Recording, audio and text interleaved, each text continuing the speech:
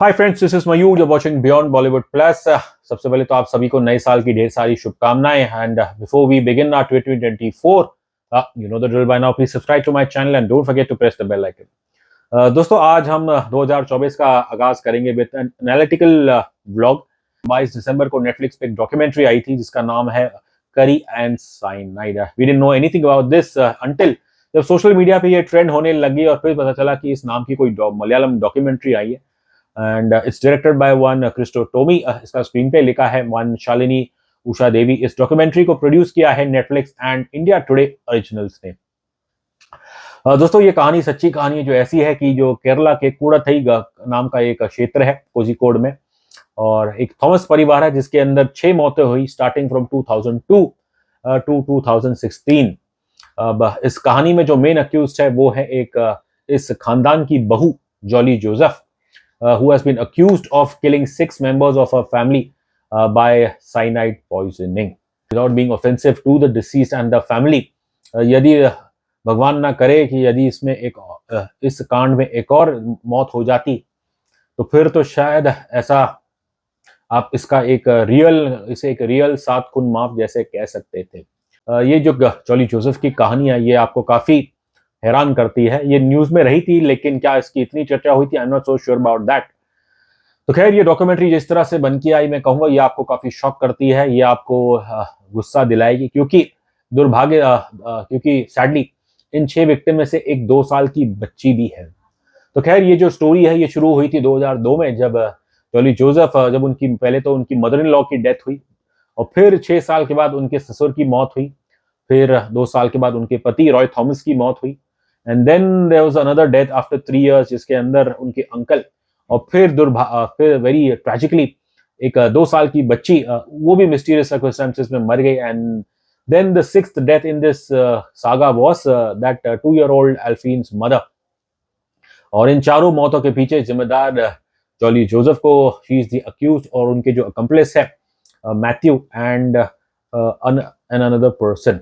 इस केस की जो ट्रायल्स है वो सिर्फ 2023 में बिगिन हुई, ऑल्दो ऑब्वियसली 2002 से लेकर 2016 में मौतें हुई, but as is our Indian judiciary लाखों केसेस होते हैं, और 2023 में मार्च में इसकी ट्रायल शुरू हुआ है। और तो जब तक एक कोर्ट आपको कम से कम एक इनिशियल वर्डिक्ट ना दे दे तो क्या ये उचित है कि आप इस पे कोई फीचर फिल्म या कोई डॉक्यूमेंट्री बनाएं। अब जिस अंदाज में ये ऑब्वियसली डॉक्यूमेंट्री निकल के आती है तो जाहिर है जो एक जनरल पब्लिक ओपिनियन रहेगा वो यही रहेगा कि ये जो औरत है, महिला है जॉली जोसेफ, ये एक शैतान की बेटी है और इसे तो जीने का कोई अधिकार नहीं, इसे जल्द से जल्द फांसी दे। खैर, लेकिन जब जॉली जोसेफ के बेटे खुद कह रहे हैं कि उनकी माँ ने आखिरकार उनसे कहा, सब सच बताया कि हाँ उन्होंने ये सब चीजें की है, तो ऑब्वियसली ये आपको और दंग करता है और आपको बताता है कि ये कैसी ये कहानी और इस महिला की जो आइडियोलॉजी है वो बड़ी अजीब, और मैं कहूँगा बस उसे तो आम इंसान कैसे समझे। और लोग ये भी कहेंगे कि खासकर इस डॉक्यूमेंट्री देखने के बाद जो बड़ा फेमस डायलॉग है दीवार का कि मेरे पास माँ है, मुझे नहीं लगता जॉली जोसेफ की कहानी देखने के बाद लोग बड़े गर्व से कहेंगे कि अब मेरे पास भी माँ है। इस डॉक्यूमेंट्री द्वारा एक मीडिया प्रेशर और एक पब्लिक प्रेशर फिर से वो जागरूक हुआ है, और खासकर मैं कहूँगा नॉर्दर्न बेल्ट में जिन्हें शायद इस केस के बारे में इतना ना पता हो। और यहाँ पे मैं आपको याद दिलाना चाहूंगा कि ये जब कुछ बड़ी ऐसी दुर्घटनाएं होती है दर्दनाक, तो जाहिर है एक जनता का जो गुस्सा है वो जायज है, लेकिन अपने जोश में आके हमें अपने होश नहीं खोने देना चाहिए। अगर आपको याद हो कि निठानी किलिंग्स में कुछ ऐसे ही हुआ था कि शुरू में जो नौकर है और फिर जो मालिक है दोनों अक्यूज थे, लेकिन जैसे जैसे कार्रवाई बढ़ी और फिर पता चला कि जो मालिक है मोनिंदर सिंह पंडे, वो तो बिल्कुल दोषी नहीं है। मुझे आज भी याद है कि कैसे मोनिंदर सिंह पंडेर के बेटे न्यूज चैनल्स में आए थे और उन्होंने कहा था कि जो दाग मेरे पिता के सर पे लगा है, बिकॉज मीडिया चैनल्स और पब्लिक ट्रायल ने तो मेरे पिता को दोषी करार ही कर दिया था और वो दाग कभी जाने वाला नहीं है। I think that is the lesson learned from that episode. और साथ ही साथ अगर आपको ये भी याद हो कि कुछ साल पहले जब हैदराबाद में एक रेप हुआ था और फिर जो इनकाउंटर हुआ था, लेकिन फिर कुछ 1 साल के बाद कोर्ट ने ये ऐलान किया कि वो एक फेक इनकाउंटर था।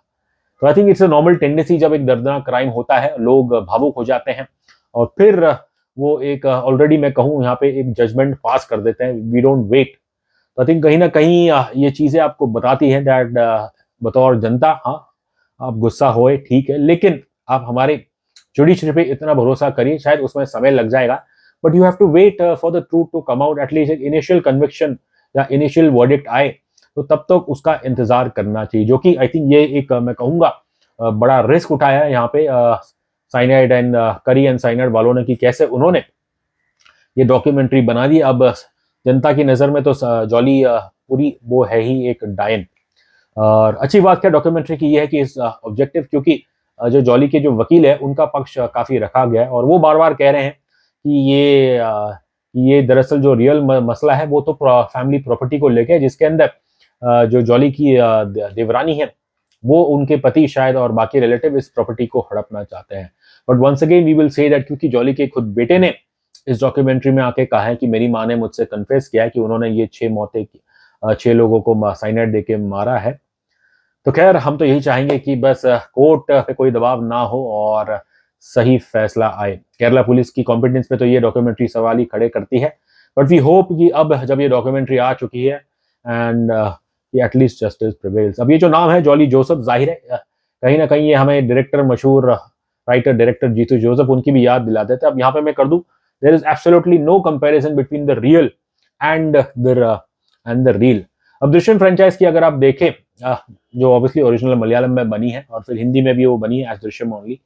अब इसमें जो कहानी की कैसे उसका जो मैं कहूँगा एक आइडियोलॉजी है कि एक इंसान अपने परिवार को बचाने के लिए क्या क्या करता है। दृश्यम जो कहानी है दरअसल ये लूजली इंस्पायर्ड है by Japanese novel the devotion of suspect X, जो शायद 2005 या 2006 में आई थी। पिछले साल नेटफ्लिक्स पे जाने जा फिल्म आई थी which was direct adaptation of this novel. लेकिन डायरेक्टर जीतू जोसेफ उन्होंने इस किताब से इंस्पिरेशन लेके अपनी एक अलग दुनिया बने, एक अपनी एक अलग मैं कहूँगा दृश्यम हमें प्रस्तुत किया। तो खैर दृश्यम की कहानी में वही है कि कैसे एक बाप अपने परिवार, अपनी बीवी, अपनी बेटी, अपने बच्चों को बचाने के लिए क्या क्या करता है। अब वैसे तो टू बी ऑनेस्ट हमें काफ़ी पसंद आई दृश्यम फ्रेंचाइज, चाहे वो मलयालम ओरिजिनल हो या फिर उसकी हिंदी रीमेक। बट जो चीज़ है जो आज तक जो शायद हमें थोड़ी डर लगता है कि ऐसी कहानी कि जहाँ पे कैसे हमेशा जो अक्यूज है वो हमेशा एक कदम आगे रहता है चाहे ऑफ द पुलिस या फिर लॉ। तो ये आई थिंक कहीं ना कहीं एक डेंजरस प्रेसिडेंट भी सेट करता है and it builds a certain empathy for the accuse. अगर आप जॉली जोसेफ की कहानी भी देखें, उसके अंदर भी जो लोकल्स हैं उन्हें यकीन नहीं हो रहा कि कैसे ये जो महिला, जो साधारण महिला है, हाउसवाइफ है, कि उनके ऊपर ये आरोप लगाए गए हैं। और दृश्यम कहानी में तो आप देखते हैं कि जो पूरा गांव है, चाहे वो मलयालम फिल्म के अंदर जो केरला का गांव हो या फिर हिंदी रीमेक में जो हमारे आई थिंक पुणे ऐसा कोई शहर है दृश्यम में, तो वो तो आपको बताता है कि कैसा नासिक, शायद नासिक है, कि कैसे एक सिंपैथी बिल्ड की जा रही है टुवर्ड्स द अक्यूज फैमिली, जो कि मेरे ख्याल से रियल जिंदगी में कभी नहीं होना चाहिए। एक चीज और जो थोड़ी बहुत कॉमन है between the real and the reel, वो है कि कैसे एक अक्यूज कहीं ना कहीं तो they depend little bit upon religion to justify और टू सेव देमसेल्व्स। अब रियल कहानी जॉली जोसेफ की कहानी में तो उन्होंने अपनी देवरानी से कहा कि जो कुछ हुआ इट जस्ट हैपेंड, एंड वो मानती है कि हमारे तो धर्म में कहा ही है जीसस फॉरगिव्स ऑल। तो उनके जहन में तो ये है कि जो कुछ उन्होंने किया कि उन्हें तो आखिरकार जीसस क्राइस्ट माफ कर देगा।